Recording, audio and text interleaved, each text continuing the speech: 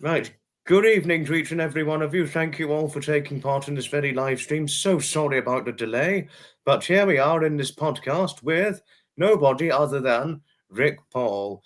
He's ex-prison officer and he's a psychic tarot life coach. So, welcome to the podcast, Rick, and you've led quite the interesting life and still lead quite the interesting life from prison officer to now psychic tarot coach. But on the most interesting side, how would you describe your early life, years before the prison service and the psychic tarot life coach work? I think you've already summed it up, Foxy. I think eclectic is the word. My ambition when I left school was to join the army, and that was my sole focus. That when I left school, I knew at 15, well, just after my 15th birthday, that I was signing up to do the tests. And by the time I turned 16, when I'd done my exams, I ended up in the army for 6 weeks. And this is where I've suddenly discovered, or at a very young age, that I don't like discipline, Foxy. I don't like being told what to do or being shouted at. So that didn't last very long. 6 weeks in the army. 6 weeks, really? Yeah. What an experience that was. I did try and go back when I was 18. I took all of the tests again and applied and got accepted again. And then I was sat in the Army Careers office in Lincoln, and I suddenly thought, what on earth am I doing? I might have got a year older, but I haven't got any a year wiser. Got older, but no years wiser. Good way to put it. But how would you describe, was basic training the biggest deterrent from joining the army? For me, I went down there and being at quite a young age, there was a postal strike, actually. It was 1988. So your means of contact with the nearest and dearest was by letter only. And you had to, if you wanted to make a phone call home, it was long before the days of mobiles had come in. So you had to earn the right to have a phone call. Well, I asked for a phone call one day so that I could ring home. Was denied, so I went anyway. So I'm stood at the gate where the phone box was, and then I heard a tap on the window, and I ignored it, and the tap got a little bit louder. So I turned round to see a rather large gentleman stood there with a pickaxe handle in his hand, and he's going. Wow. So I walked outside and he said, right, what are you doing here? I said, I'm making a phone call. And have we got permission to make a phone call? No. So again, what are you doing here? I'm kind of like this. So he picks this pickaxe handle up, and I truly thought that he was going to whack me with his pickaxe handle. So he turned around to me and he says, right, we're going to march you back to the barracks. And if you don't keep your knees up with the level of this pickaxe handle, I'm going to hit you with it. So that's threatening. Going all the way back to the barracks, and then stand down, and the whole platoon were all brought down, and I stood there on this mound, so I was above them all. And this corporal or sergeant, whoever it was that was in charge, said, we've just found this man down by the phone box making a phone call without permission. But as you know, we don't punish the person that's done that. We punish everybody. So immediately the punishment was press ups. So I go down to do the press ups, and I'm immediately pulled back to my feet. Oh, no. You don't do the press ups. You've made the mistake. They're paying for it. So I'm stood there, and I'm going to say 16 years of age, absolutely crapping myself, not being away from home really for before, stood there. And he says, right, I want you to offer some encouragement. I was looking around and going, I don't understand. He said, I want you to clap. So these people that were being punished for my mistake, my error, my misjudgment, I had to stand there and clap. Right. How I got away with my life, Foxy, I don't know. I don't believe in, I'm not a god person or anything like that, but certainly something was looking out for me that night that I didn't get my life ended. And the reason that I come away from it, Foxy, truthfully, and after years of reflection, is it just wasn't for me. I'm not the type that responds on command. Yeah. That's what you need. You need that discipline. And unfortunately, with me, I haven't got it. Yeah, not all of us do. But wow, that was frightening. The guy with the pickaxe and chased you. Right, if you don't go, he'd hit you with it. Wow, that is frightening. Goes to show that bullying was rife in the army. And also mobile phones, they didn't come to about the 90s, but even 1980s, British Army, gosh, that's rife bullying. Because Archie's ex-military like you, and he said bullying was rife in the army as well. But yours, God, it's just us. That's brutal. Well, Hutch, to his credit, did the adult version. I only did what was called the junior leaders. So junior leaders. When you go down there, any sort of false bravado and bravery will get knocked out of you pretty quickly anyway. And I'm not a big guy, and I was even smaller then, so it was a frightening experience. But it's left me with a lasting mark in the sense of that when I came out of there. When I've got that single-minded focus of that's all I wanted to do, I got no idea, and that was 1988, October 1988, and I have never had an idea of what my next job would be. So up to point now, as we're talking here tonight, I've had, I think, 30 different jobs because I've had no idea what I wanted to settle to. So it's been a very eclectic life that I've led. Yeah, no, you said it was possible you had an eclectic story, and wow, what a story. But you don't look old enough to have joined the army back in 1988. Bless and you. I do know that you're not a big guy, because I'm not a big guy either. And certainly, well, even when I was 16, gosh, I was tiny, petite. I think it's fair to say any 16-year-old's tiny and petite, independence of your genetic status. Yeah, and there's I think my dad was fairly tall. He was nearly 6 foot. Oh, wow. And my granddad was over 6 foot. So there's that side of it. But my mum is very short. So, like you say, your genetics, I think, balance out. Yeah.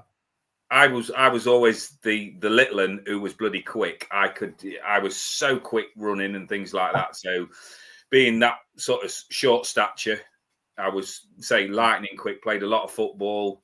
Did a lot of athletics and running, believe me or believe me not. So I've run over the years quite a number of half marathons and things like that. They've got a bag full of medals and trophies for running like that. And it's my passion now is I'm back into the weights again. So I'm really enjoying my time back in, even just turning up, even at the age of, I'm nearly 53. I'm 53 in 6 weeks' time. So, wow, you look very good for it.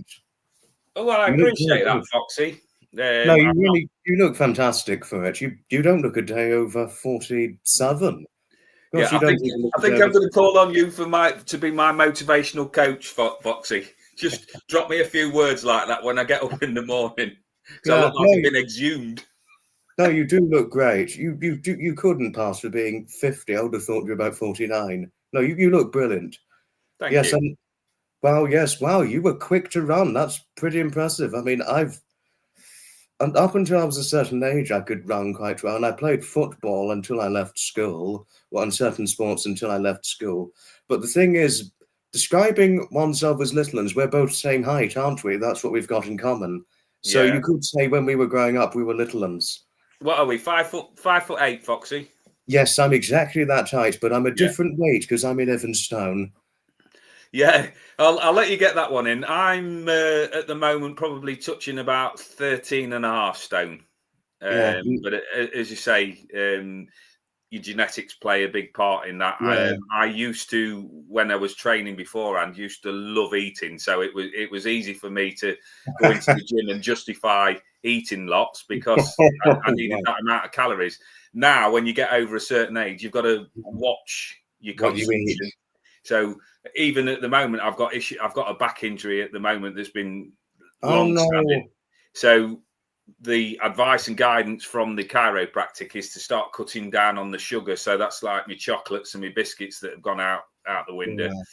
But it's given me that incentive that to move about. I'm never going to go back to running because it doesn't do what it used to do for me. But I love going in the gym. I just love that idea of shifting that force that is a challenge.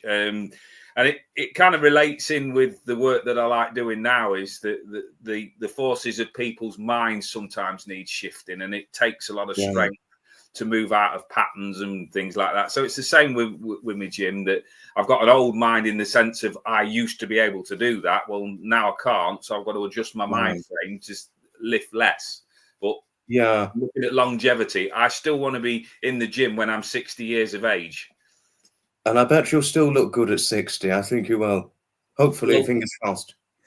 Time's not on my side with that one. If you see my dad, I mean, I started losing my hair when I was, I think, maybe early 20s, Foxy. So also about because I'm at 24 this year and I'm not even bald yet. Yeah, like you said earlier on, though, genetics. I mean, my dad and my granddad. All hereditary. Yeah. No, you're having hair or not, it's hereditary. It's hereditary, completely hereditary. I mean, to give one example, my mod, Pamela Garza, to show an example, her father's nearly 90 and he's not a touch bald yet. So again, it's genetics or hereditary. Wow. Yeah, I mean, I when I first started in the prison service, you go to a college and you do, or you did at the time, it was a 16-week training course split between the college and back at the prison that I worked in. And you do this thing called the wall of death, which when I get interviewed or anything like that, I don't have any problems with job interviews. It's the strangest thing. Suffered from self-esteem issues and confidence all of my life, but when it comes to actually having an interview or appearing on camera, I don't have an issue. But I don't like it when you go into a room full of people that you don't know, and then somebody says to you, right, without any sort of lead up, what's your experience? What have you done? So I'm sort of sat there and I'm going, and he comes to me and he goes, how old are you? I said, 29. And he went, oh my God. He said, did you have a paper round when you was a kid? I went, yeah. He said, were they all underground? How rude. Very, yes. No, but we merely skipped ahead, Mike, partially. But I did want to say, before we get to the prison service career, what was next when you left the army? Because obviously it was borderline bullying that was rife. What was next after that? So after that, I went back to the supermarket that I'd been originally working at before I went in. So I needed a short-term fix between the enlistment date and basically something to do to keep me occupied and earn me a bit of money. So I worked for a company called QuickSave. They no longer exist anymore, as far as I'm aware. But when I came out of the army, I went back. And they'd got no jobs for me, so there was a scheme in the 80s called the YTS, known as rather nastily, I think, the Young, Thick and Stupid scheme, because basically what you did was lots and lots of hours. But I think at the time, so like maybe 40 hours a week for £29.50. Foxy, can you imagine that? So that was slave labour. Yeah, so that was your take home. So I went to go back to the supermarket, and after that I came out of there and I thought, there's no way I'm going to be working for that amount of money and not getting any good take home for it. So I was in conversation with somebody and they went, what are you earning? So I told them and they said, right, I've got work. I went, okay. It says, where is it? I said, this is on the land. We'll pick you up in the morning. And then we'll take you. So Hutch will be quite familiar with this area. So where Hutch lives, there's a lot of agricultural packing sheds. So I'd go from Lincoln to Boston to Sleaford to Spalding. You would just move around wherever the work was. So packing vegetables, packing flowers in the fields. Anyway, that lasted about 6-8 months. And I soon got fed up with the early morning starts, because if you was first pickup, you'd be getting picked up for 5:30, 6 o'clock in the morning, Wow. driven to wherever you're working, doing a 8, 9, 10-hour shift, and then being driven home again and be the last to be dropped off. So the novelty wore off that fairly quickly. Wow. And I then, in my infinite wisdom, started to have a look around what I could train to do with the skill set that I'd got, which, to be honest, wasn't very much. So I looked at around that supermarket area again, and I decided that because of the banter that people had got, I wanted to be a butcher. Wow. So I went to sign up for the YTS to be a YTS butcher, and this time the money wasn't of any interest to me. I just went into butchery because I thought the banter would be really good. So I did the butchery for 8 or 9 years, various different shops, market trader and things like that. So again, it gives you that ability to talk to people and converse with them. Oh, yeah. And set circumstances then again led to another change where the bloke who owned the place where I worked for whatever reason, run out of money, went bankrupt. I'm not quite sure of the exact thing. I can guess. And I ended up cooking burgers in a little kiosk in Lincoln High Street. So I was cooking people's breakfasts and cups of tea and things like that. And I managed that for 2 years. And I'm not going to go through my whole history, but the more sort of interesting part for me was, and I always talk to people about synchronicities and noticing sort of changes in your life as and when they come up. I worked at a coal-fired power station for 4 years as a labourer, all as a result of a conversation that my mother-in-law had with her next-door neighbour, and they were talking about me. And at this time, again, we're not going back loads and loads of years here, Foxy. 1997, I was getting paid £3.23 an hour. Wow. And the guy went, "Oh my God, that's terrible." He said, "I'm offering my labourers more than that." So he says, "Send him round to me and I'll have a word with him." So I put my shirt and tie on, and I went round and knocked on next door and went to have a chat with the mother-in-law's next door neighbour. And he went, "What you dressed like that for?" I says, "Well, I believe I've got an interview with you." He went, "You've got the job."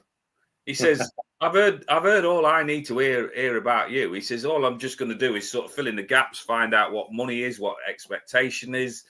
So he sat there and he outlined this thing, and he went, "Right, turn up on Monday at this power station." No knowledge whatsoever. So that's what I did. I was given a potential 3-month contract, and if they run out of money or they run out of labour or anything like that, I was obviously first to go because not having a skill. But I managed 4 years. Wow. I gained favour. I was actually known because of the amount of things that I would just like. I'll labour, I'll graft, I'll do anything, because we just moved into a house that needed a lot of work doing on it. So when we were doing that, the opportunity to do overtime was crazy, Foxy. I mean, my record on the bounce without a day off was 55 days. Wow. And I'd got night shifts, back-to-back shifts, and all sorts of things in that. And my daughters were born around that sort of time as well. Oh. And that came to an end when they sort of said to me, "Right, you need to go home and stay home for a bit because you're exhausted, you're hallucinating." So, and then after that finished, that brings me up to date with the prison service. So we're just like steering around there, Foxy, and that's where when I ran out of work, they tried sending me all over the country, doing various different labour and tasks and things like that. And I was offered an opportunity that never came to the fore. And what people will soon pick up about me is I've got a big mouth and I talk a lot. So I went to this meeting where I was promised this permit, and I got down there and they did the wall of death. And they came up to me and they said, right, so what's your experience? And I was twitching and clucking because my wife was at home and not feeling very good. Oh. New baby in there, and I opened my mouth, and I'm not going to swear tonight because I'm doing my best to behave myself, Foxy. But It doesn't matter if you swear. We're a bit unfiltered with language here. All right, good. So when they came to me and spoke to me and said, "What's your experience?" I said, "This company is a bag of wank." I says, "It's absolutely disgusting how you treat people, that you send them up and down the country to get them disinterested so that they'll leave."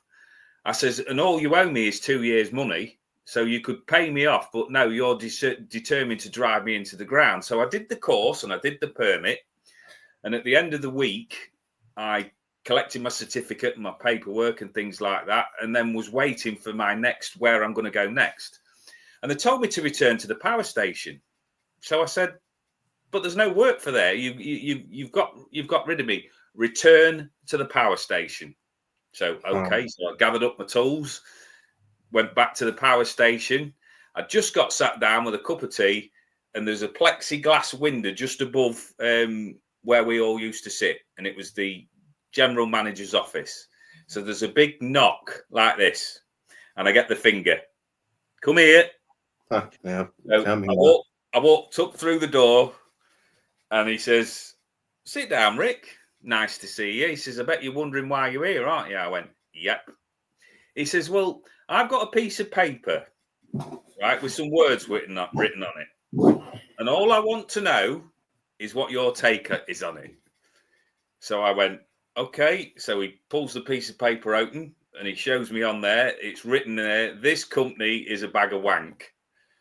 And I went, and he went, "Did you say that?" I went, "Yes." He says, "Well, here's your problem." He says, "You know that contract you thought you was going on? That's gone." He says, "Because what you haven't realised is that, do you know who you gobbed off in front of?" I went, "No, not really." He says, "Well, the first person you spoke to was the contracts manager of the contract that you would have been going on. And the Wow. second one was his second in charge. So they said that you've got an attitude problem." So I turned around to the boss and I said to him, "Right, okay, so where does that leave me now?" I says, "I'm guilty of all charges. I've gobbed off. I've said the wrong thing. Explain why." And he says, "No." He said, "I don't believe you've got an attitude problem." He says, "But what I'm going to give you a sound piece of advice that I hope you will take on board for the future." And I went, "Yeah, okay." Because it was one of them moments, Foxy, where I was in trouble, and I was in trouble of my own making because I'd gobbed off and said the wrong thing. So it's not the time to start arguing your case because I was in the wrong. So he said to me this piece of advice, and it's stuck with me to this day. Just because what you've got to say is true doesn't mean to say that everybody needs to hear it. Yeah.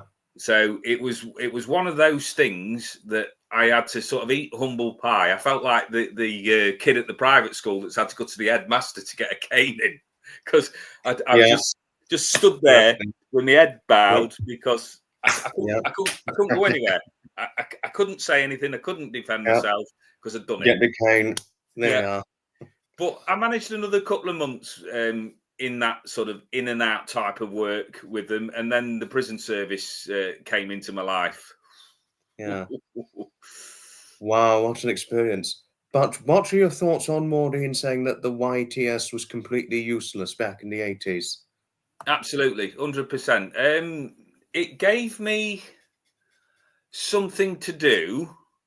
It gave me a set of skills, but unfortunately, I think when you pay somebody not a lot of money, you don't gain the respect. And at 16 years of age, you've got to do. I think you've got to do your time in for things for actually people to pay you a respect. But if you're paying somebody, to just sweep floors and make cups of tea, then you're on a hard road. So for me, it was hard work because I've always had this thing where I don't like being talked down to. I don't care whether you're a governor, the royal, the queen, or whatever. Everybody is entitled to that level of respect. And one of these that quite rebellious, that if somebody spoke to me in a negative way, I would respond in kind. I came foul of a an area manager in a supermarket once because he was clicking his fingers at me like this. So I turned round and he went, "Oi!" So I looked at him and he went, "Didn't you hear me clicking?" I went, "Yes." I said, "But I'll tell you something." I said, "I'm not a dog, so I don't respond to clicks and whistles." And I walked off. Oh, wow. So later on, I'm in the office again, sort of trying to explain myself. But that's kind of like how I am, Foxy. It's how I put myself across when I'm doing any work, when I'm doing any guidance or anything like that. You ask me a question, and I'm going to tell you the truth as I understand it. Now, that gives some people that they like that. But I also realise that every now and again, I'm going to come across as quite brash. Maybe people perceive me as arrogant. I'm certainly not arrogant. You're definitely not. I can be seen as brash purely because I say what I feel. I just literally give whatever's coming out of my mouth. I think that on reflection, what it is now and what I strongly believe is, Foxy, is that I've got ADHD. Oh, wow. So there's a lot going on there on how I process. My life, weirdly, makes more sense now than it did when I lived it. So I'm doing a lot of inner child work, inner healing work to go back and put right in my own head the injustices. So when I'm trying to promote myself as a counsellor, as a guide, as a support person, it's not based on I know better than you. It is based on please let me help you. Please let me help you understand how you're processing maybe, and can I support you? And that's what I've been. I'm never a leader, Foxy. I'm one of these people that sort of wants to help. You know, I'm like that dog, the little puppy. You're either going to get some adoration or I'm going to get that excited I might pee on your shoes. Yeah, good way to put it. Someone says that your natural way doesn't bother her. Yoli said that your natural way does not bother her. It certainly does not bother me either. Thank you. Appreciate that. The good thing is you explain yourself just as it is, and you explain it in the best way possible, clear and direct. And if only more people explain themselves more clearly and directly, but gosh, you'd been perceived for a long time with attitude problems, when really you were just getting things straight off your chest and sharing it just as it is, because you're not the no-nonsense sort of guy. It's the best attitude to have. Trevor's a bit like that no-nonsense sort of guy. I think you can get bogged down in it. I mean, in the prison service, like Hutch will tell you lots of stories. We've got a service record. I did 12 years in the prison service, so there's lots of various different stories. But I was a prat, right? Whereas some people are good at fighting and sorting out situations. I used to compare myself to you'd get a midfielder in footballer that would create things and set things up, and then you'd get a striker who would come in and finish the things off. So I considered myself in the prison service a striker because I'd finish things off. I was not very good at dealing with that lead up part. I would be instructed, right, that person needs moving from A to B, so that person would get moved from A to B. I was kind of like point and shoot, and people sort of got the idea that because I was a little bit daft and I've got a very strange sense of humour, I'll admit that, that you was a bit of a pushover, and it come as a shock to people when the day where you get your buttons pushed or the limits that you're going to go to, where you suddenly turn and they go, "Oh, I didn't expect that." Right, now give me my due respect. Because the thing is, I used to call it structuring people's expectations. I was not a fighter unless it had to be. I make no claims of bravado or being a hard man or anything like that in front of an audience. But I knew how to deal with it if and when it became an issue. So what my skill has always been is talking to people.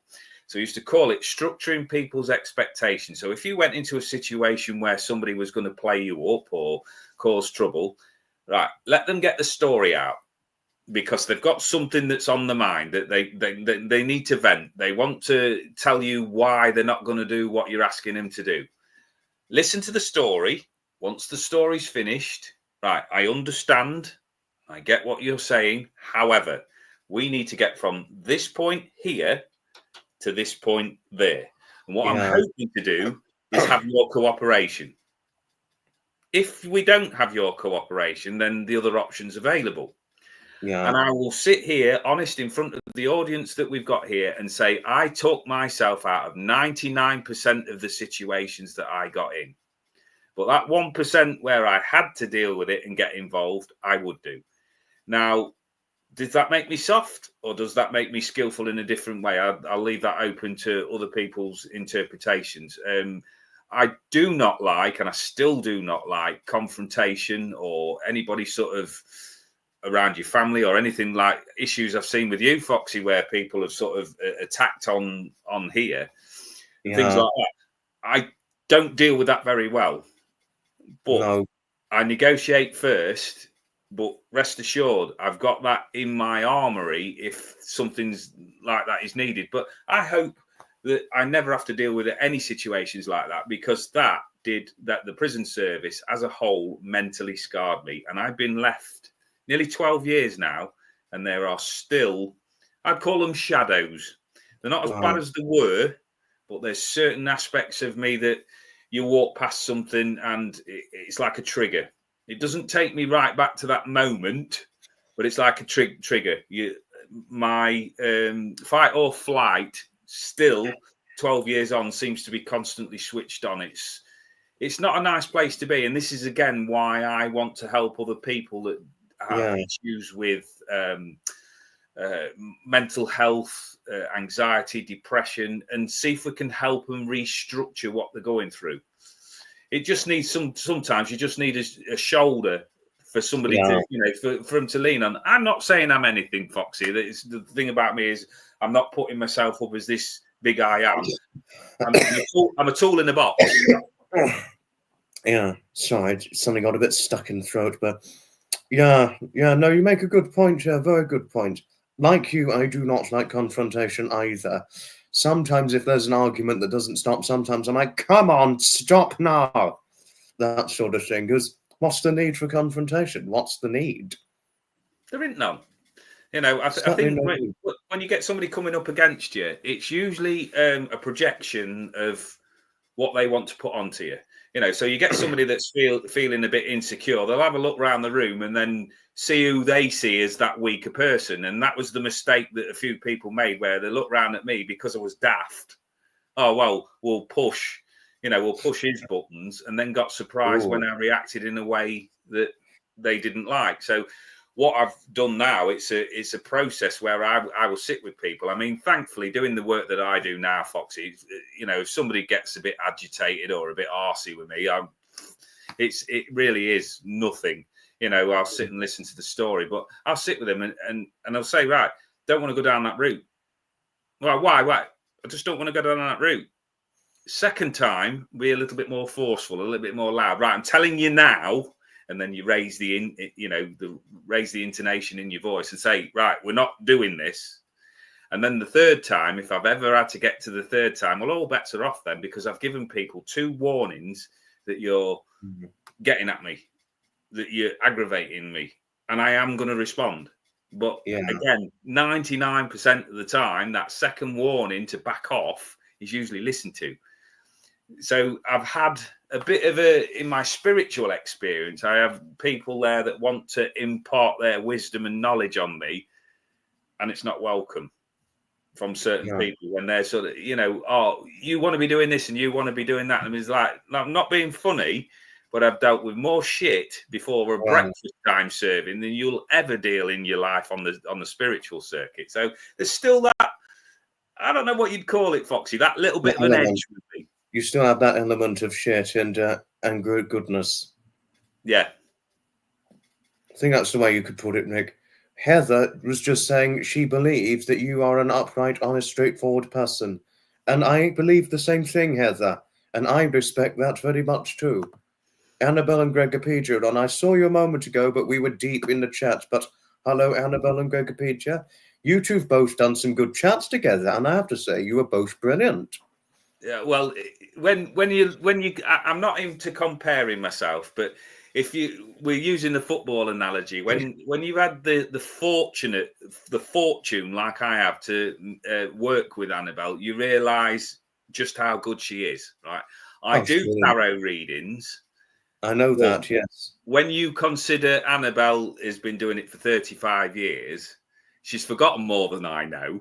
Wow. Right? I've just been in that position for the last 8 years where I've been touring up and down the country, doing tarot readings and mediumship and that sort of thing, and appearing on stage. But when you start to work with somebody who really knows the stuff, it's kind of like, well, she just, what I loved about working with Annabelle and what I still love when we have a conversation is she just lets me be. It's like letting the dog off the lead. I just wander around where I need to wander, because working spiritually, I get all sorts of things coming in at me. But having that neurodivergent mind, Foxy, what I'm starting to discover is that could go off on a tangent, and I kind of need a lead on sometimes. So like when I'm working with you tonight, it's like every now and again I might need that, you know, get the lead filled. Let's just rein you in before you disappear off too far on a tangent. But it's all about enthusiasm, Foxy. That's what it is with me. It is genuinely being in that place where I want to help people. You know, I hate, and I will say this consistently, anybody who's bullied or marginalized or put down. And if you're on my shift or on my team, that doesn't happen. You know, I will go to the nth degree to stand alongside you. I mean, scrapes and things that have been in the prison service, where truthfully, there's certain things that come up that not mentally and physically equipped to deal with. But if that was the difference between that person going in there on their own and having me there that will just provide a spare pair of hands and a bit of support, then I'm always going to be there. I have been in situations in the job that terrified me. And I think the problem was because you're in a that male dominated sort of, I don't know what you would call it, that real He-Man type of environment, that there's an expectation, you know, we've all got to be tough and all of this sort of thing. And I wasn't. No. And it took me so long to realize just how sensitive I actually am. So when I talk to people there that knew me, what, you're sensitive? Yeah. Because put on a front, Foxy, like kind of like when you step on camera and you put your face on, people have an expectation of what you're going to turn out. And that was true. And for me, that was a face, a mask to hide behind. That, oh, that bloke's a bit mad. Oh, we'll have a bit of a laugh and a giggle. But maintaining that over a longer course of time is exhausting. So it's got to the stage in my life now, and I'm only just sort of coming through it, where I've gone, I don't know who I truly am. All of this skill set and all of this enthusiasm for certain things, shadows and darkness in equal measure. And it's where you put it all. It's like having a big filing cabinet in your head, and then something comes along and shakes it all up and tips it all over, and then says to you, right, by the way, you need to pick all of them files up and get them tidied up so that you're making sense, because you've got a job to do. You've got a mortgage to pay. You've got kids to bring up. And your head's just going, I don't know how to do this.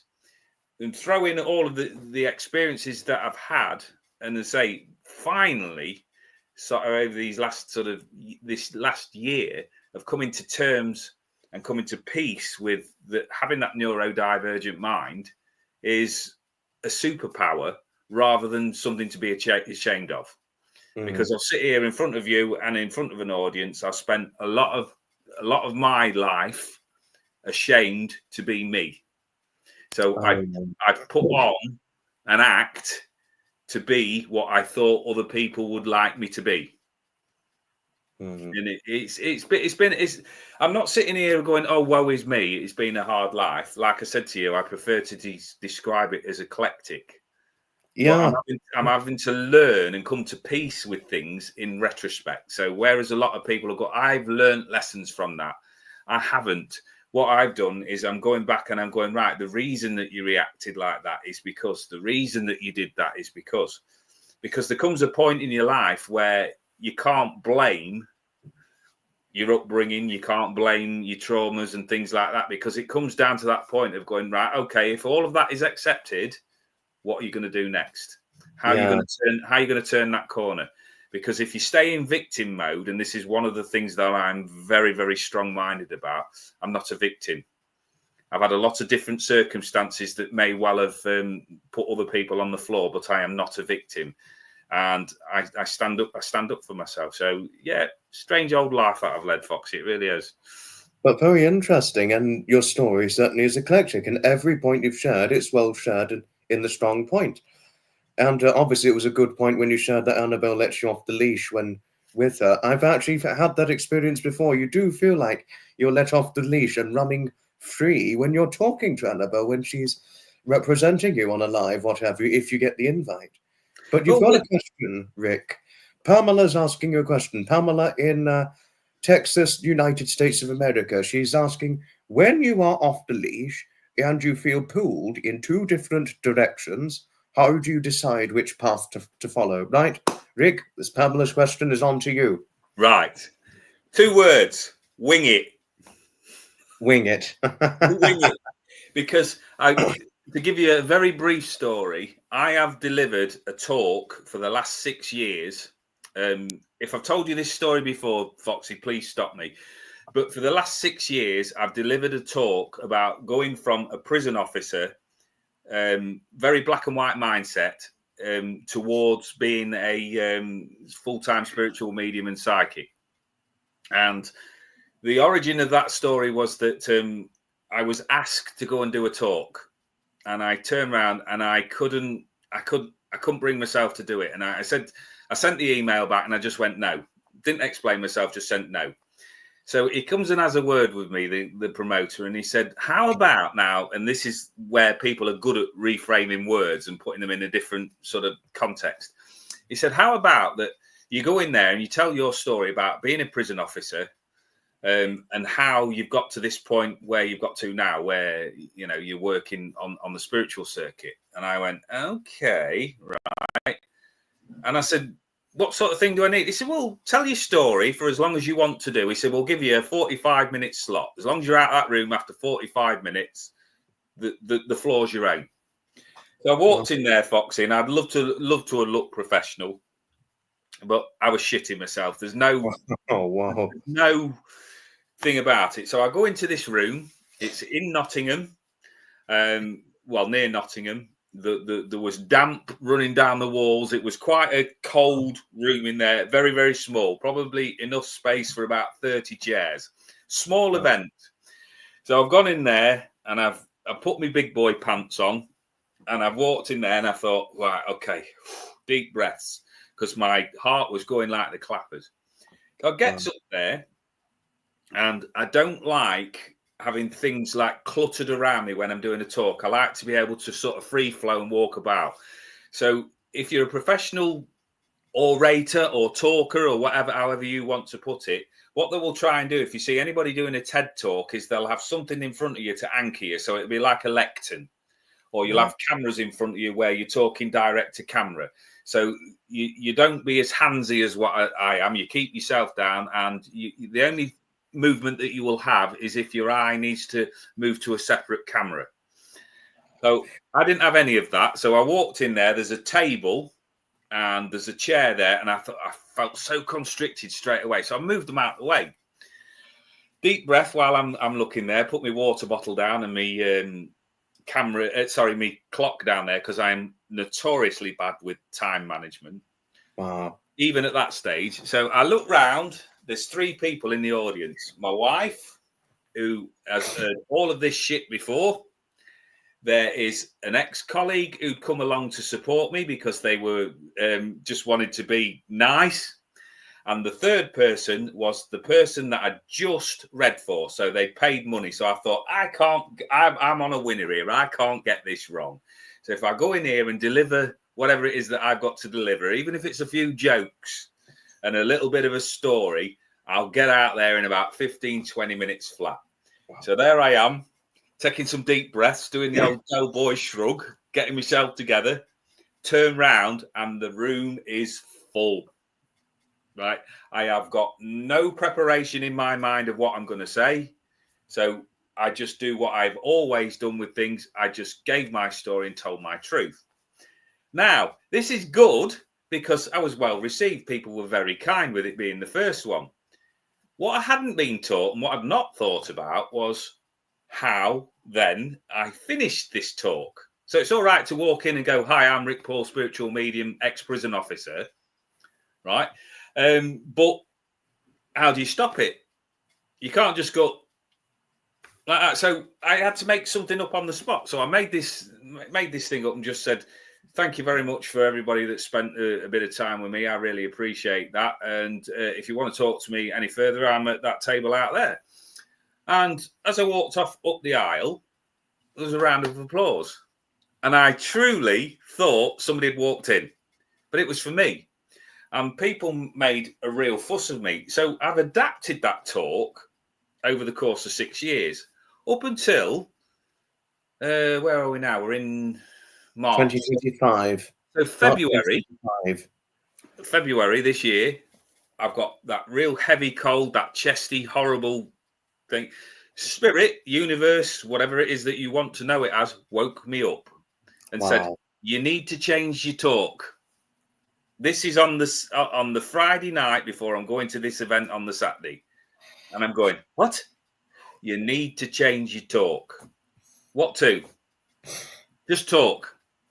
So after 6 years of polishing this thing, that, yeah, you might go a little bit off course every now and again because somebody would say something different that would throw you a little bit. But essentially, it kept the train on the tracks. Start, middle, and end. Practiced over the course of the 6 years. Now, to actually come up with something brand new, then that's not easy. Lots of the professional talkers will then sit there and they will bullet point things and they will get it sort of polished down for timing and things like that. But I'm not very good at that sort of thing. 5 minutes before this talk's due to go on, I've still got nothing. So I reminded myself of what it was like to do the very first one. I went in there and I just trusted. So I went in there and I trusted again. It had been a fairly quiet show up to that point, and I delivered what had happened in the last 18 months. So I changed my story from what was 12 years ago to what had happened in the last 18 months. And what's triggered a lot of what I'm dealing with now is my dad passed away. Oh, I'm so sorry. And this is part of it, Foxy. I will tell you this, right? I don't want any sympathy or anything like that because I didn't have a great relationship with my dad. But what it did was triggered something. It triggered a response. So I went in there and I just basically put my heart on the line and said to people, right, everybody's got a word when somebody passes away. You know, "Oh, I'm so sorry. My condolences," time. Yeah. And I went, right, none of that works for me. None of that applies to me. I said, so imagine you've got a mindset where non-traditional thinking comes in. You'll have 1,001 different thoughts in your mind at any one time. And they're not always productive. They're not always constructive. They don't always lead to anything. They're just there. Right? I says, then you throw in that you maybe should be feeling some grief because your dad's just passed away and you're not. So there's conflict. There's anger and frustration because when the people that come to you that expect things from you, you haven't got an answer. So I just talked for about 25 minutes on what I considered what neurodiversity was, what I believed was ADHD, the inattentive side of my life, and then cut in and did my usual thing where I gave my messages out and all of this sort of thing. Got a huge round of applause at the end. And when you work shows, Foxy, you have a booking sheet. So block out the bit where you're talking, and then you've got appointment times, which when I'm doing tarot or mediumship, half an hour, and you charge for the half an hour. Coming out of that talk, there was a bloke sat down, big bloke, big fella, and his missus had said, right, sit there. So he sat there, and when you look at people's body language, he was sat there like this. So it's quite defensive. His arms were crossed. I said, now then, what can I do for you? He says, well, I'm here to just find out what's going on. I found all of that fascinating. He says, and it's just like you've just been in my head. He said, I'm blown away by it. So I, again, just delivered the truth. So back to the question, what happens is when something comes and I'm pulled in two different directions, I look at the options because I'm not a fan of the term crossroads. So when you've got a decision to make, I'm not going to look at the reasons why I'm not going to do something. I'm always looking at moving forward. So I will look at the best course of options. But the biggest skill that I've had with doing these shows and stand-up and things like that is improvisation. So sometimes the answer to that question is just go with it. There's that gut feeling, that intuition that, am I on the right path? Well, until you've actually trod somewhere on the path, then you're not going to know the answer to that, because a problem with a lot of people is that they will go into what I call what if land. So they're faced with two different directions, and then they will imagine what it will be like if they go on to either path, and then come up with reasons and logic why they shouldn't follow that path. And I go, well, how is that accurate? So the answer for me is to pick a path, go along it. If it doesn't suit you, then change pathways. Don't look and spend time and energy for a reason not to go on a path. If it doesn't suit you and it's not right for you, don't even attempt it. But always go onto a pathway and then take live feedback. So when you get on that pathway, right, is this for me? Well, yeah, I can see how this might pan out a little bit. Is this not for me? Well, no, it's not for me. Right, come off the path, change paths, because life is so fast moving and so evolving that eventually all roads lead somewhere.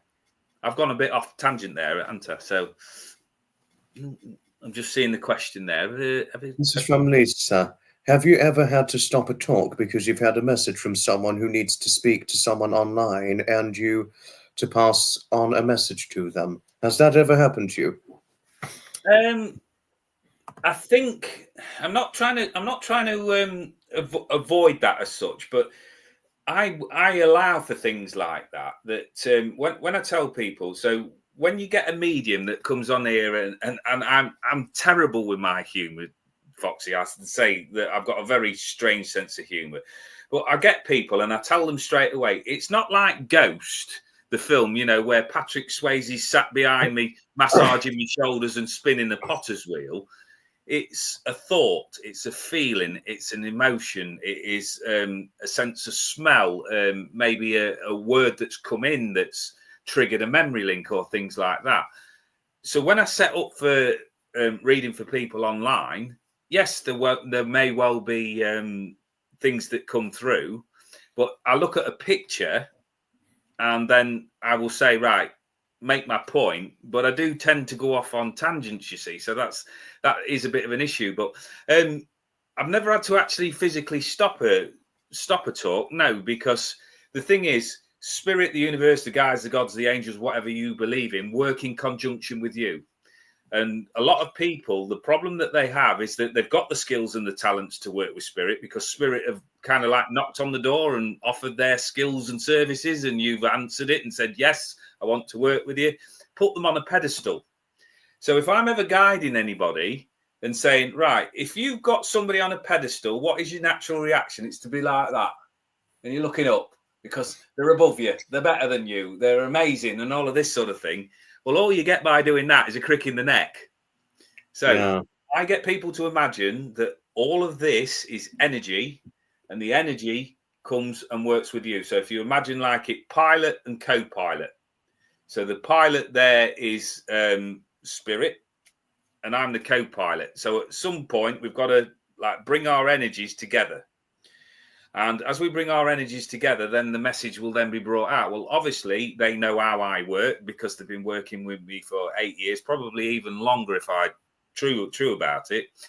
But 8 years they've been working with me, so they know how I work. So I will get my thing out. But if it's one of those where the message needs to be delivered, they'll be insistent, and I have to work. So to give you an example, this lady's energy, this picture that I've got in front of me here, and I will answer that question. So this lady here, when I'm looking at her picture, so Christine, I'm looking at your picture and looking at questions that have come through. and there's a lady's energy that's just come in and stood by you. Now, I'm not literally saying I can see her stood by you. It's what the wording is telling me. The word then forms a picture, and then I give the message. So the message for you is that over these next 2 or 3 weeks, you're going to need some support. You're going to need somebody that's going to stand there with you. Whatever she's going through at the moment, my sense is that she may well be struggling with a little bit of indecision because she's trying to people please, right? And so the lady's energy is coming through to offer support and a lot of love. And she's at the moment, she's just showing me a hanky, drying this lady's teeth. Right. Now, I stop there because, and this is where I can be seen as a little bit harsh, I'm not interested whether that's correct or not. I don't want people to appease me or tell me I'm good, bad, or indifferent. Right? I have done my bit by passing the message on. So that's how I work. So as far as I'm concerned, I like do my job and then pass that on, because I think if you get into that, oh, worship me, look at me, then you're in a place of ego. So I'll answer that question now that's on there in front of me. How did you know you had the talent for the spiritual world? Can you switch off? I'll answer the second part first, Foxy. Can you switch off? You must. You must. Yeah, absolutely. Because I have done shifts on weekends where I've done 18, 19, 20 readings, and I have come home and I've needed the following day off because I've been more exhausted than doing 12 hours on a building site, a 12-hour driving shift. So you must find ways that when you're done, that you have a closing down procedure, which I always adhere to. I close down after every session, always with gratitude and love and thanks. How did I know I had the talent? Didn't, is the truthful answer to that one. When I left the prison service, I went labouring and I became a plasterer, strangely enough. So it was another part of my work journey. And I was clearing out a garage and removing some plasterboards and things like that. And I saw my granddad in spirit form. You saw your grandfather in spirit? Wow. Oh, my granddad in spirit form. Now, me and my granddad, we'd not got this massively close relationship. He was very old school. He was 90. I think he was 91 when he died. Oh, good age. Wow. Yeah, and he was very eclectic. But I saw him in spirit form, and then he got a flat cap on, and he had what we call the cadging bag, because he was a bugger for going out places and doing deals and coming back with all sorts of things. You know, I came back in a Renault 4, shows my age a little bit, came back in a Renault 4, sat on top of a ton of turnips because he'd done a deal with a local farmer who said, can I have these turnips? And he said, yes. And he put them in the back of his car and drove home with him. So he used to carry this bag around. And this bag was called his cadging bag, which cadging is scrounging or trying to get things cheap or for free. And he'd always come home with something. So I saw him there, and the analytical thinking mind went, holy shit, what is that? And Wow. my journey started from there, because I wanted answers. Having that sort of scientific, black and white, analytical mindset, that just did not make sense to me. I'd not experienced that before. I'm only learning now, 8 years on, that I've actually been seeing spirit since I was a very young boy. But truthfully, I didn't know. And my journey's gone from that point in that garage now to going through spiritual churches, doing psychic suppers, readings, live events. And I've just been very privileged to end up where I've ended up, really. You know, somebody said, do you want to go at this? And I've had a go at it. I ended up in the last 2 years, I've ended up reading at Stonehenge. Wow. It's amazing, Foxy. When you open up and you're flexible about things and you say, right, I will have a go at this. And you start to notice the synchronicities, spirit, the universe, the guides, the gods, whatever it is that you want to term it as, will help direct you on your path. So I love that. And Maureen had something to share, Rick. She said she would consider her life as being 70% traumatic and very challenging, but the 30% that wasn't full of joy, that feeds your soul with the memories. and you truly feel blessed to experience it, what would you say to what Maureen has had to share regarding a 70% traumatic and very challenging life? I would say congratulations, because that comes across very, very, very strong. If you ever watch The Fitness Hutch, and Paul, Yeah, he talks about quite a lot of this time of what you focus on is what you experience more of. So it's great when you look at that 70-30% ratio that you've got such a balanced mind with it. So I talk to people a lot about this of saying, right, we can all focus on the bad stuff in our life. And this is where I throw in my sense of humor here again. It's like going to watch a film, Foxy, and then deciding it was a load of shit, right? And then you yeah, go back the next week and you spend your money again to watch it again to prove to yourself that it was shit when you first experienced it. So at some point, the difficulties, the darkness, and the 70% there, we need to come to terms with the situation, because we're looking yeah, for an ending with it, right? And this is not saying get over it or get past it or anything like that. It's what I call coming to acceptance of it. So I can go yeah, back through quite a long list of what's affected me, what's been my trauma. But is that going to help me? Is that going to affect my future? Well, ultimately, no, because I can't change my past. But what I can do is change my viewpoint on it, find a place of acceptance to allow that I didn't like that, I didn't enjoy that. Right, what's next? Because people seem to carry quite a lot of this burden around on the shoulders and going, I become this because, right, do we need to know? And the problem is that they then build a scaffolding around that to protect themselves. Well, I'm helping you out here. No, I can't, because I've got this traumatic upbringing. I've had this tremendous experience. And I go, right, okay, right, not dismissing that, but what's next? What's the next part of your life? So to hear somebody there that has been through those difficulties and then come out with that they've got 30% of good memories. Well, 30% is a lot better than no percent, isn't it? So I applaud you. oh yeah. And you've got a question from Carla, Rick. What should be her focus for this year? She's asking you this likely on psychic tarot reasons when asking you this very question. Right. So we're doing this, and this is a test. So when I'm working with clients and I can actually see their energy, I imagine throwing a tennis ball out to the universe with their name on it, and then catching it back and reading off whatever comes off it. So because I haven't got a tennis ball and I'm not working directly with Carla's energy, I'm going to use the finger flick technique, where the first word out of my mouth is what is going to be what her focus should be. Right. So here we go. You ready? This is like really flying by the seat of my pants. Career. So it's a focus on your job, your career, your business, and training for whatever it is that you're wanting to do over the longer term. Too much drama, I feel, going on around you at the moment. So what I would say, without knowing anything about you, is kind of like prioritize, looking at now where you're putting your energies. And by the fact there that you've asked somebody who doesn't know you what your focus should be next year, my sense is to say that you just need to have more confidence about your decision-making process. But my feeling is, as I'm sat here now, career, jobs, businesses, whatever it is that you're looking to make over the longer term. So we've answered that one, Foxy. Yeah.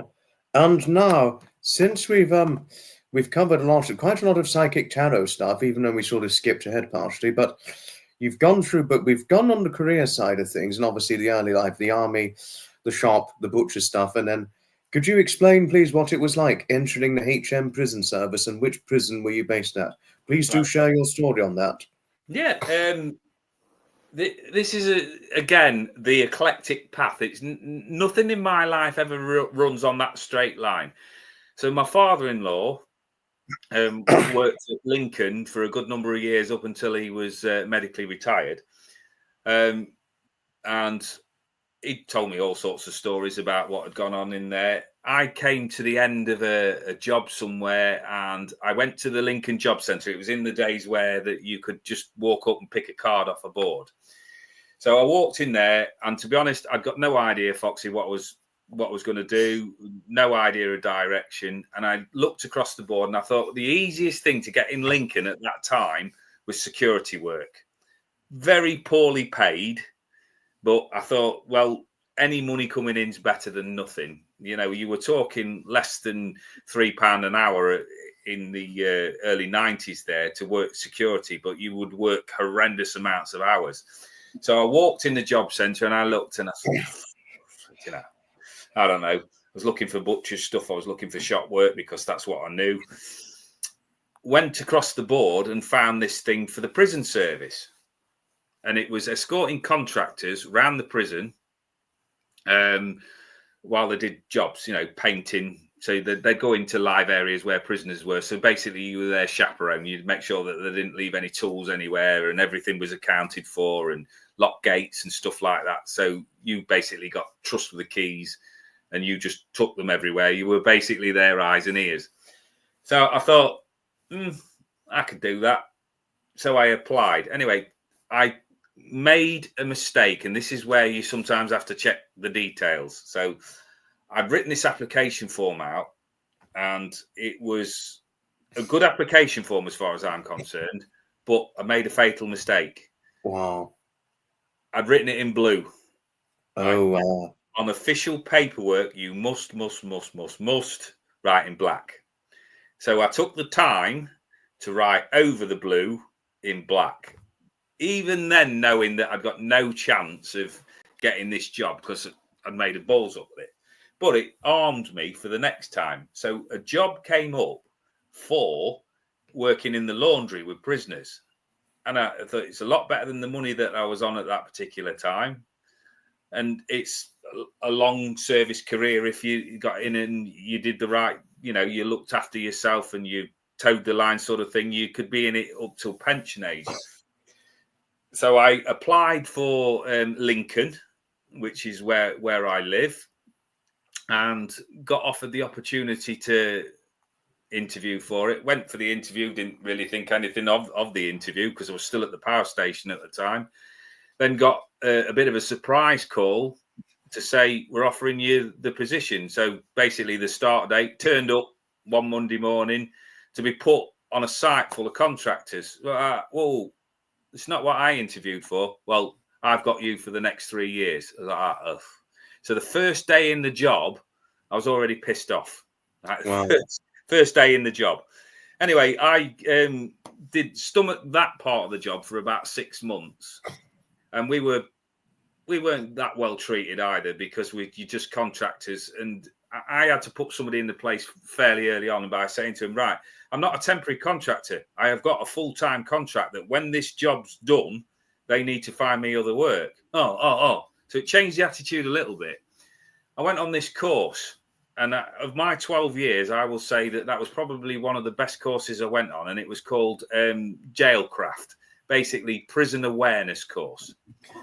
And I met a governor, and we did the wall of death thing. As I said to you before, I don't like doing them, but it came round to me and he said, so how long have you been in the job? I said, about 6 months. And he said, you don't sound very enthralled by it all. I said, it's a load of shit.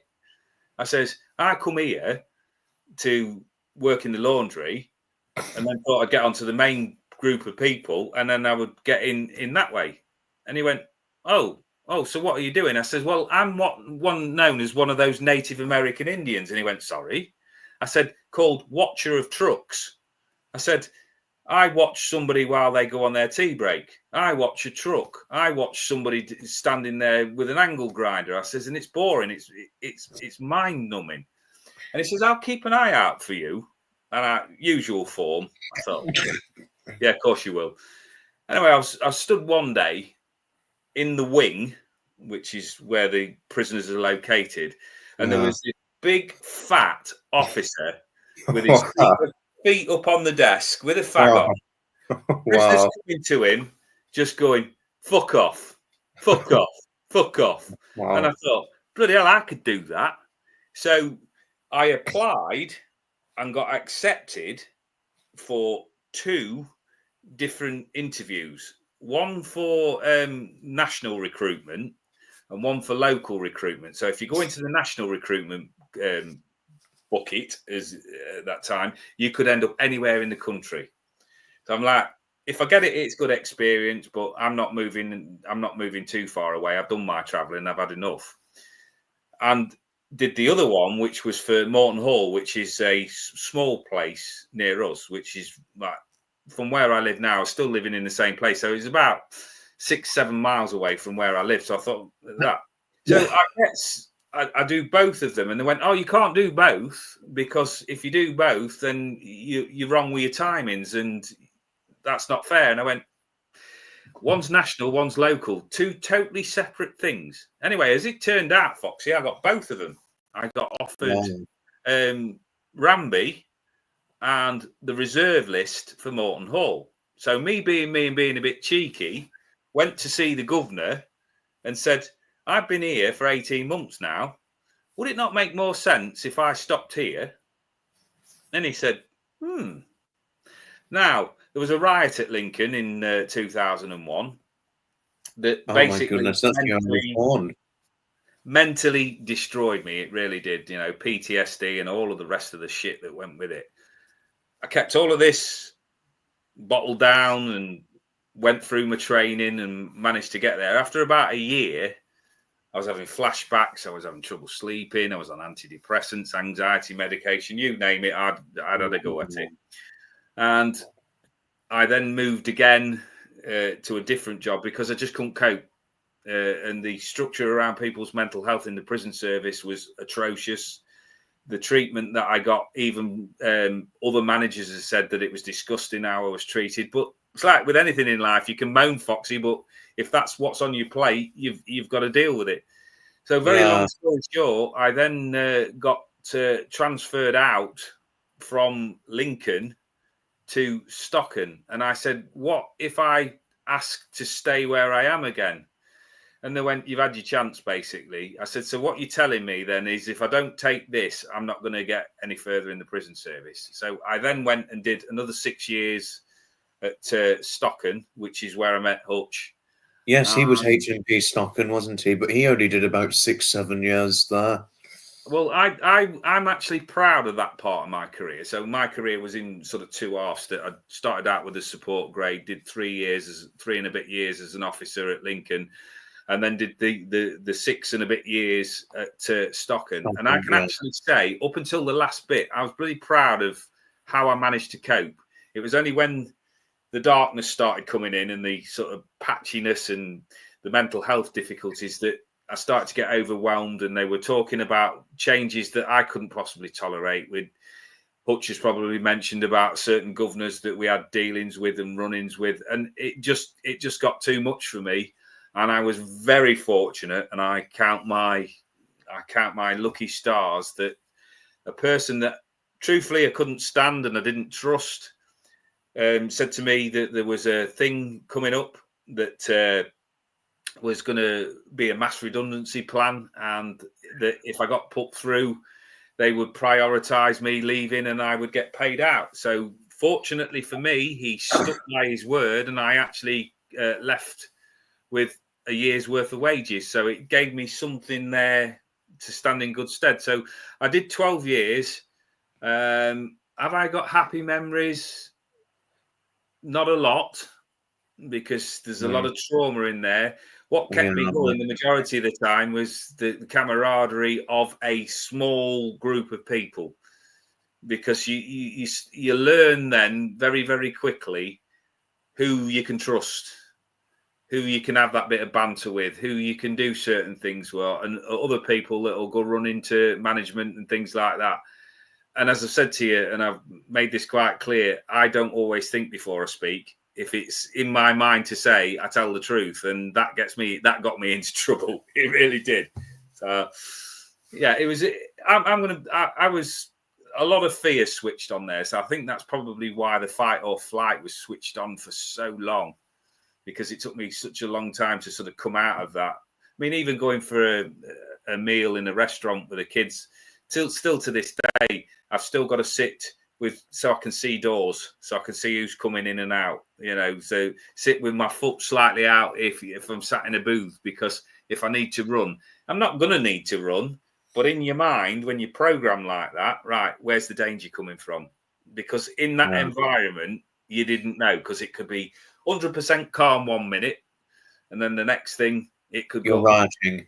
Yeah, so difficult job, and I still to this day admire anybody, particularly the way that it's gone, that can sit there and say that they've come through it unscathed or they enjoy it. Great. I'll not slag it off for that, but for me, totally wrong environment for me to be in. Should not have put myself through it, but I did. Yeah. No, I mean, it really did trash you, didn't it? As it so sounds. All the action you saw in the prison service, it really did mess you up in one way or another. Yeah. But thank goodness you got the help you need for the antidepressants and things. Did it? How far do you think it helped you when you were initially diagnosed with PTSD? So you've had it, what, over 20 years now? PTSD. Strange thing is, Foxy, over the course of these last 18 months, you look at what PTSD actually represents, and how it affects you. So flashbacks, for instance, recurrent dreams, that fear, that sort of totally switched on all the time. I mean, Trevor will be able to tell you a lot more in depth about PTSD than I could. But the thing I learned was that Trevor had the extreme with what he dealt with, but it doesn't matter. Yes. And this is what the doctor said to me. But if you're affected in a traumatic way, then it is no good whatsoever by you justifying, oh, well, they went through worse, right? Because it's how it's affected you personally. They may well have had more horrific circumstances, but I haven't had them.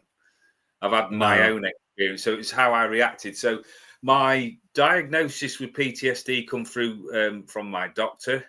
I went through quite extensive mental health therapy with a psychologist. I'm trying to think, because I've done them all. The only one I haven't been to was a psychotherapist, because they decided that I didn't fit the profile because I couldn't have enough time off, which was very strange to me. But what I've done is I've kind of like collated all of that together. And I don't actually believe now that I've got PTSD. I think it's all as of this, what I believe to be ADHD, that oversensitive, overstimulated, strong sense of injustice and things like that when it kicks off. All of these triggers. And when I think back to my life before the prison service, before I'd experienced the riot and all of the shit that went with it, I could name you probably half a dozen other things in there that would lead me to sort of switch that switch on where the anxiety would get too much for me. And yet I just not recognised it. It was such a difficult part of my life, and you just blank it off.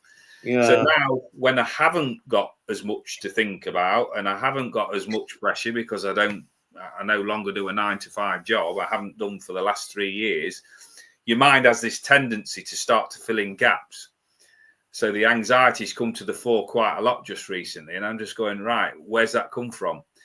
And the thing is, when you start doing therapy with people, Foxy, you can rewind it and rewind it and rewind it. And you will find the first time that you experienced this, whatever it is, your anxiety, your depression, your dark thoughts, your abandonment, your rejection. You can get that right the way back. It's usually around your formative years, somewhere between 0 and 8, where the parents have had involvement in. And then when you start thinking for yourself and working through, so sort of 8 to 15, where you're still formulating things, that all goes into the brain, and you've got to then kind of unpack it all. So what I found was that I'd got trauma in my head going back years and years that was predate the prison service, predate the riot. And I look right back to my school years of things that had happened and triggers to this day. I mean, don't have the effect that they used to, but then you go, right, have I got PTSD or have I got a learning difficulty? And then start to look for examples of why that might be the case. And that is the point that I'm at now, that I believe that there was something there in place that got missed. I raised it in 1999, I think, with a counsellor about the potential of having adult ADHD, and was dismissed and told that, no, if you'd have got something like that, you'd have been diagnosed at a very early age. Well, that is just blatantly not true. Blatantly not true. Absolutely. And so my thing is now, my response is I want to help people that may well slip through that net, because I'm sat here saying I strongly believe that I've got ADHD, but I'm not going to get a diagnosis because the waiting list is too long. I don't want medication. I'm more than capable of doing my own cognitive behavioral therapy, and I don't want to be labelled as having a disability. So I look at that and think, right, okay, so I've accepted it. This is why I can't put on there that I've got ADHD. I just strongly suspect it. I've done tests for myself, which I strongly believe that is the route that I'm on. But I want to help other people that just genuinely day to day might struggle with the concept of how they think and how they process information. This is why I put spiritual life coach, because all of us think in different ways. And then it depends on how you react to what you're being shown in your life. So what somebody might sail through, you might get the likes of me that gets oversensitive and gets fixated on this idea that will collapse. And I want to help people understand their own thought patterns better to support them through whatever journey that they're going through, because I've had an eclectic life. I love my spiritual work, and I think that will go on for as long as I'm allowed to do it, really. I think hopefully a long time, fingers crossed. I don't know. I don't know, Foxy. I think in the 8 years that I've been doing it, it's certainly changed. Because there's a lot of people jumped on the bandwagon and started flooding the areas. So whereas you might have to travel to go and see an event, see a medium, now it's pretty much on your doorstep. So it's one of them. I don't know how much longevity it's got. So I need to look at what is the next thing, job number 31. Well, I've always had this interest in helping people. I've had, say, other jobs, too many to mention in this broadcast, where I just like supporting people. It's just this passion that, being stood alongside them while they're going through them difficult spots. All I ever wanted from the prison service was that feeling that when I went home, that I'd made a difference to somebody, to that one person. But in 12 years, 4 months, and whatever days I did, I never once got that. Once got that I'd made a difference. I'd just gone through a routine, put myself through emotional hell, got up, rinse and repeat. So I'm not going to sit here and wax lyrical over the job. It helped me pay my mortgage. That's good. It put food on the table and kept a roof over my head. So I'm always grateful for it in that manner. I'm pleased you look at it that way. Not only it kept a roof over your head, but it kept a roof over your wife's head and your children's head. But I'm surprised you have daughters. I thought you had just the son. No, I've got two daughters. One's 27, one's 25, and my son, I've just got to work the maths out now, is just turned 22. Wow. And might I say, you nearly don't look old enough to have a 27-year-old daughter. Yeah, we made a conscious decision with the kids that we were going to have them young, so that we'd got the energy to run around after them. So they're very self-sufficient. They're all very different in the way that they are, and I'm a very proud dad. It's when I look at things, Foxy, and I can be quite philosophical. I made 4 very, very good decisions in my life. 3 with the children, and the 4th one was the wife. So life gives you blessings as well as disturbances, and sometimes we have to look a bit deeper for the blessings in a day. But I always look at it practically. If we're upright and breathing, we've got chance to go another day. It's only when we've got wooden soil above us that we've got an issue. True that. But I'm very pleased that you feel you've made some good decisions in your life. That's always the best way to look at it. You've got a good wife, you met the right lady, you had the right children, you believe you had them at the right age, and I believe you had them at not too early, not too late, so that you have the energy to run after them, because you know what tots are like. Hyperactive, full of energy, sometimes to the point where it's hard to keep up, especially when you get older in age, undoubtedly and undeniably as a truthful case. So I'm pleased for you, Rick. I'm pleased for you. Obviously, despite the emotional hell you went through, obviously we're not trying to compare too much, but I was just going to say not nearly as much emotional, traumatic hell Trevor went through. He's got PTSD to the point where it's highly and severely complex to the point where therapy won't work. But therapy, it seemingly worked for you because you put your path down to now tarot reading, tarot events, and thinking, okay, well, should this come to an end, where am I at next? Whereas Trevor, the PTSD, it destroyed him. As we know, I'm not saying this to upset him or anything, but even he knows himself that it completely destroyed him in one way or another. Because, it's sad that with PTSD, yes, it affected you deeply, but philosophically, you're like, right, but what did the prison service give me? Well, it paid off my mortgage, could have been a lifelong debt otherwise had you not paid it off, kept a roof over your head, kept you with the family and kept the family going, and it helped you eventually move on to your next stage in life, and you're doing well with the psychic tarot reading. Yeah, I'm at the stage now with my life with the mortgage paid off where I'm going, I've got to, and that's a command word, change my attitude and my perception a little bit because I get frustrated. I have very little patience. And after 8 years, I'm looking at where I feel like I should be, having regular work coming in. And it's very sporadic, the work when it comes in. But this is why I keep myself visible, because you never know what's just round that corner. You never know when your skills are needed. I've found it so many times where I've just sat with people and you've discussed something and then forgotten about it. And then somebody will come back and go, oh, I want to deal with this. I want to, and you just help me feel better. Foxy, it's the strangest thing here as an everyday working guy that can sit here in front of you and say, the amount of people that, and I've sat with them and had conversations and talked about various different things with them that have sent me gifts.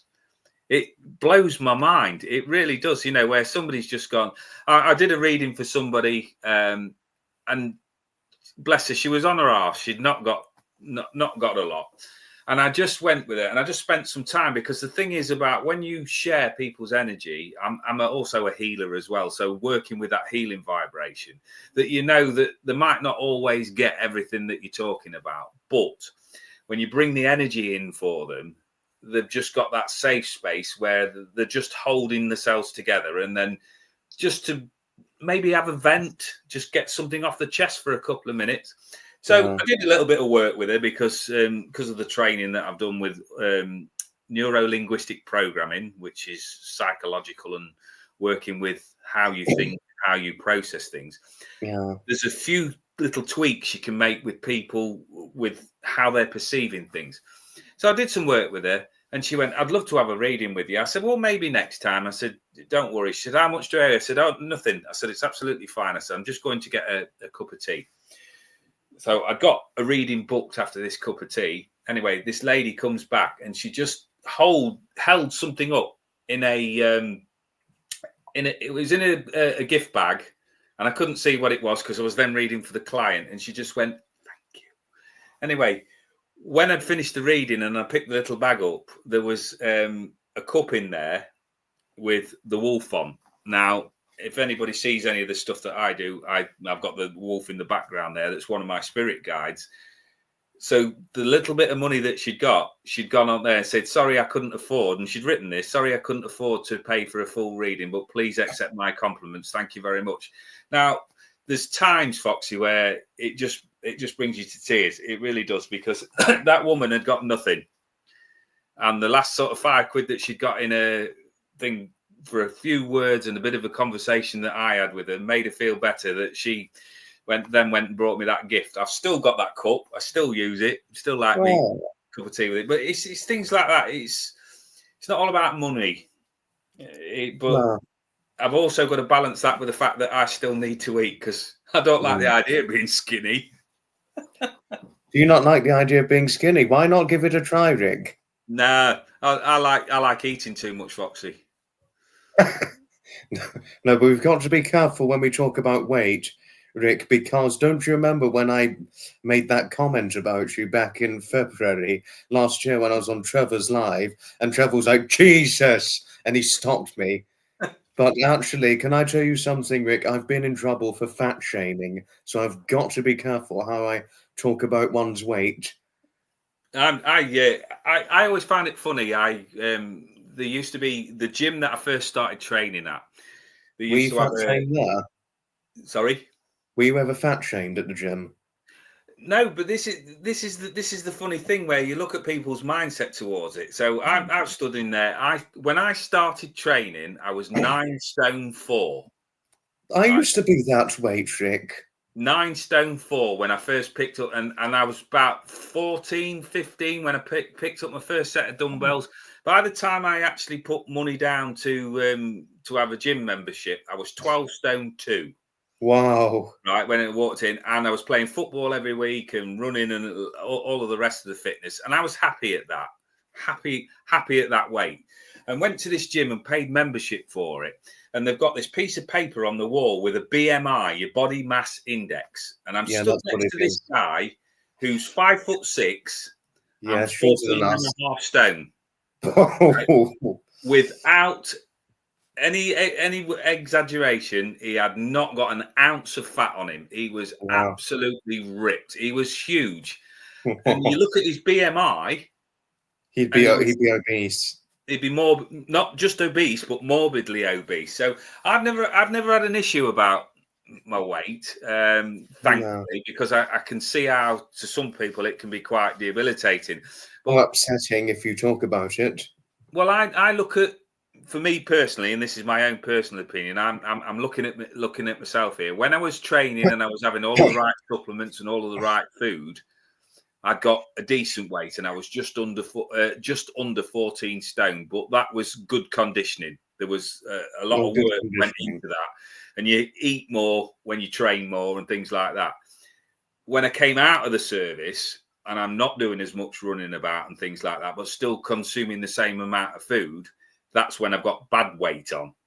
So I sort of crawled to about 13 and a half stone, but that weren't good weight. What weight were you then when you left the prison service? Because you said you had bad weight. Yeah. So when I've sort of come back to training now, my weight has fluctuated. I went down at one point to just under 13 stone. But that weren't my natural weight. That just so I think where my natural weight is about 13 stone 4 with the build that I've got and the amount of training that I'm doing. So maybe I've got about half a stone to drop. But again, you look at what you're eating, what you're putting in here will have a big bearing on how you are. And what I've found, and this is why I don't worry about my weight so much, is I've accepted this, that I can be a mood eater. So if something sort of flicks me off path and I get Mardies on, as I would call it around here, I could quite happily go in the cupboard and demolish a packet of biscuits. I'll feel enormous guilt afterwards. Oops. But it's helped with that mood swing. So I don't worry about the weight. Yeah, I'd love to have abs and that sort of chiseled physique and the shape. But to be truthful, Foxy, I'm too lazy for that. I don't like I don't like doing cardio exercises. I don't like running anymore, and I like chocolate. So me getting abs are very rare. The chances are very remote. No, I couldn't. I don't like running very much either. But Harriet's saying you've got a very nice shirt. Thank you. Well, this was picked for you, Foxy, because I know you don't do casual, really, do you? You like your shirts, and so I thought, well, I'm not going to get the waistcoat out tonight, and I didn't feel like putting a tie on because I'm not really sort of pushing mediumship or anything like that. I put this on because I like the colours, I like the vibrancy, and I was just wanting to explain about the coaching and the mindset things. And so I thought, well, if you're going to come on, at least have an attempt to look professional. So this was the closest thing that I got to hand. And I must admit, this is one of my favourites. So it's only short sleeved. I've got a short sleeve shirt on too. Yeah. Because that's a short sleeve polo shirt. Because if you see here, the jumper sleeves goes all the way up. All right. Yeah, I just I'm my biggest thing is I love my sweatshirt, so I like my hoodies because I can hide then. So when I'm not on camera, I like to have my hood up, and that's how you'll find me quite a lot when I'm at home. I'll have a hat on or something like this, and I'll have my head covered because it's just a state of mind. I just feel like I can retreat and withdraw away. No, but do excuse the arm, sorry. But yes, if you wanted to ask, yes, it's a small arm. And actually, I don't normally expose arms very often. Any short sleeve I have, Rick, always covers with a jumper or a cardigan. I must admit, I'm what I call a t-shirt muscles man. I like the idea of having the bigger bicep, purely because like now with the back issue that I've got, I can't train legs like I used to because that used to be my thing. It really did. I used to train very, very heavy on legs and things like that. Now I just like that idea that every now and again, as Paul will probably agree with me, it's like sun's out, guns are out. So it's just the, you know, it's just something to keep you going. So when I go to the gym, a lot of it is hard work, it's hard graft. But when I train the biceps, I like to stand in front of the mirror and admire myself. It's a little bit of a treat, Foxy, because it's a bit vain. Yeah. The older you get, the harder it is to maintain the motivation to actually turn up and do the stuff. So I've got 10 years on Paul, you see. So that's my excuse anyway. Though you don't look 10 years older than him, even though Hutch does look good for his age, don't think he could look quite as good as you when he's 53. Oh, there's a good question I've just noticed. Can you ask Rick if you'd like to be? Do you know what? I would love it. I did my best to get into that sort of thing. Very quick story. This is another thing. I've had this thing about doing impressions and things like that, and using my imagination since I was very small. So, used to do a lot of impressions of people. And used to enjoy all of that sort of thing. So when I was asked what I would like to be when I grew up, and aside from the army, the thing that came out that day was that I wanted to be a stand-up comedian. Oh, wow.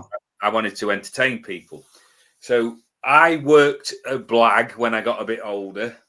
As I said to you, the options when you sort of came out of work at that time was this YTS thing or going on the dole.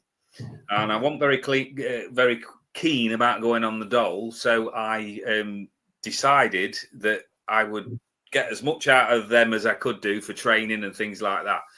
So I was told that if I'd not got a job within a certain period, I was going to have to take out this course thing. And it basically, what that gave them license to do was for you to do 40 hours work experience and get an extra £10 on your dole money every week. And I thought, I'm not flogging my log to line other people's pockets. So I had to come up with something where I could get away with doing the least amount of work so that I could get that extra £10. So in my infinite wisdom, I said to them, right, I want to start my own business. What I'd not thought this through was what this new business would be. So they then put it down where you've got to put it on paper because they're looking at funding it there. So I'm like, oh, shit, I've not really thought this through because I totally blagged it as usual. So I went, I want to be a children's entertainer. And they went, what? I said, clowns at kids' parties where you turn up and you red nose and all of that, balloon tricks and stuff like that. A few voices, jokes and stuff like that. So they took me at my word. And I go to this business seminar where I'm talking to all of these people, and I lied my arse off. I'm not going to lie to you here now on camera. I lied my arse off, and I blagged to get in this thing until it got to the point where they were taking me that serious. I had to come up with a business plan, and I'm going, I've taken this as far as I can go. So I went in and I went, cards on the table. Look, I'm not going to be able to do this. So what do you want to do? I says, well, I love a bit of stand-up. I love entertaining people and that sort of thing. I've always been the joker. Well, we can help you with that. So I said, go on. Well, we've got a few contacts where we can maybe get you an audition for something. So there's a room full of people, Foxy, and they ring this person up and they say to him, right, we've got this guy here that wants to do stand-up comedy, wants to do impressions, wants to do this, that, and the other. Will you give him a shot? No, I'll put him on. So there I am in front of this room full of strangers doing impressions of various people down the phone to get this audition. And I get this audition to go and do, and I get down there and he says to me, right, what we're going to want from you is 30 minutes of comedy, 20 minutes of impressions, and 20 minutes of singing. Do you reckon you'll be able to manage that? I'm like, yeah. He said, so what I want you to do, go home and write some sketches out, write some material out, and we'll have a look at you. Anyway, it was around winter time when I went, and it was snowed really badly. So when I actually went down for the audition, they hadn't got anybody to see me because they sent all of the staff home because of the snow. So I didn't get to audition that day. Second week, and it's the only time that this has ever happened in my life, he says, up to now, I got laryngitis and I couldn't talk. No. Vocal cords are totally like seized up. Third week, lost my nerve, lost my bottle. Oh, no. So I would love to do voiceovers. And part of my work is that I do analytical hypnotherapy as well. That was another qualification that I picked up on. And part of that is how you drop people into that relaxed state, how you work with them. And that has an effect on the healing. That has people where you can talk them down. You just change the intonation in your voice, slow it down a little bit, just talk in quieter tones. And then you can sort of affect people's energy. So at some point, maybe that'll end up on my CV. I would love to do voiceovers. I really would. You'd be brilliant at voiceovers, not just for cartoons, but also in narrating movies or documentaries, what have you. You'd make a good narrator, especially in a children's movie. I've written a book as well, Foxy. There's another thing another eclectic thing that I've done. I was challenged to write a book, and I said, "Who, me? What would I write a book on?" So that was another thing. I wrote a book. I sold not a great deal of things, probably about 100 copies of this book, and based on Aesop's fables. I don't know if you've heard of that. No, I haven't heard of that one. No. So Aesop's fables might be something for you to research. So the basis of Aesop's fables is that there's a story, and then at the end of the story, there's a moral to the story. Why that happened? How does it make you think? And I thought a lot of my thinking and my deep thinking is like that I will tell a story. And when I'm working with clients, there'll be a story, but there'll be a reason why that story's been brought present. And then you can put that in front of people and go, do you see where I'm driving at? Do you see where I'm getting at? And I started writing these things, just like putting them on profiles and things like that. And a guy that does promotion said to me, right, put 20 articles together and I'll make a book out of it for you. And I went, okay. So I put 20 articles together and submitted it to him, and he edited it and put it into book form. And I wrote Graceful Thoughts over the course of about a year. And there's been a lot of people saying, when you're going to write the next one? But a lot's happened in the 3-year period since I wrote that book. So there's a lot of stuff there. There'll probably, if I could find the right motivation and the right place where I want to put that in, then maybe there might be something that will come out of that. But I can't make any promises on that. I think for me that was my one-shot deal with the book up to now, but things change. True, yeah. Anything can change at any given point, can't it, Rick? But Yeah. I did want to ask before we finish things off, when you took up psychic tarot reading, what difference do you think it's had on your life, and what effect do you think it's had on your life since you took it up in the years post prison service and post plastering work? What have you? Incredible difference. I've had the opportunity to appear in front of people, be trusted with their loved ones' energies, brought a lot of light and laughter and upliftment. And it is an absolute privilege, Foxy. It's something that I will never take for granted. I'm not an egotistical person or anything like that. But there's such a buzz when you get up on stage and you work with people's energies, or they've sent you a message to say you've helped them through a dark spot and things like that. So would I have took the journey that I've taken to get here? Probably not. But am I grateful that I've got here? 100%. It's been fabulous. I'm in that stage at the moment where I'm thinking that there should be more in my life. But I'm a very fortunate man to be able to get up when I want, pretty much, do what I need to do, and earn a little bit of a living. It's certainly not like a rich man's thing or anything like that. But the positives far outweigh even well, there isn't any negatives really. It's just only nerves, I would say, is the negatives if they come up. But I think if you don't have certain elements of nerves when you're performing, then you're not human anyway. I've stood up there and I thought, well, what's the worst that can happen? Somebody might not like me. Somebody might boo me. At the end of the day, I get to come off stage and I go home, and then it's another page in the history book. So I always talk to people when they talk about confidence as well, is that when you get when you get insults and compliments, allow them the same amount of space in your head, because you're around the corner from the next thing anyway. So if somebody says to me, "You've been brilliant," thank you. I appreciate that because I want to do better. If somebody says to me, "You're a load of shit and I don't believe in anything that you've done," thank you, because I want to do better. And then I'm moving on to the next thing. It is no good holding on to either or, because that's your ego's concern.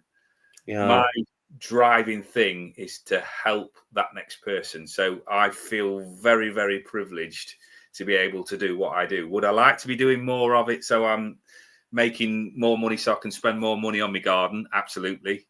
But that's where I'm meant to be at the moment. And my life's lesson is patience, evolution, looking back at sort of putting right what I can in my mindset there, and strengthening myself so that I can help that more people. Then that's the price that I pay. So it's been amazing tonight, Foxy. I really appreciate your time. Thank you. Thank you. And I share a similar view when my bestie David got me into the Classic Car and Steam Rally event attending. I have a similar viewpoint to how you view getting into the psychic tarot reading and the psychic tarot reading events, what have you. It's something I'll never take for granted. And the thing something I'll never take for granted most, utmost and foremost. And I'll certainly never take for granted having good friends like David Scott, Jonathan Clements, or Dave Bryan, what have you, in the same way you'd never take for granted psychic tarot reading. But one last thing before we go. When people hear your name, Rick, what do you hope they think of when they hear your name and think of you as to who you're like, what you're like? Just a straight up guy. You know, I have a real issue with disingenuous people. I sit in front of a banner. I think this is probably the best way to sum it up, Foxy, where people have asked me questions about who am I, what I represent, and I sit in front of a banner. It's still with me on the shows to this day. It says, "I am what I am. I do what I do. I'm just me." And that's how I sum me up. So I just hope that if it's going to be my legacy and my epitaph, yeah, we've had a laugh with a guy, but he's always told us the truth. So honesty, integrity, that's me. If I know it, I'll tell you. If I've got an opinion on it, I'll give it. But I'm not the be all and end all. I'm just me. Fantastic. I mean, Rick, it has certainly been my real pleasure having you on here. And as I've said to Hutch, and I'll say it to you, you're podcast worthy and worthy of a good interview. But don't leave the green room yet, because when we finish the live, obviously it'll be a minor talk and then we leave the green room. But it's been my real pleasure and honor having you here. You make a fantastic interview. You were fantastic with Annabelle. You were fantastic with us here too. So, Rick, we thank you very much for your time and would certainly look forward to having you again one day. Thank you, Foxy. Appreciate that. Thank you.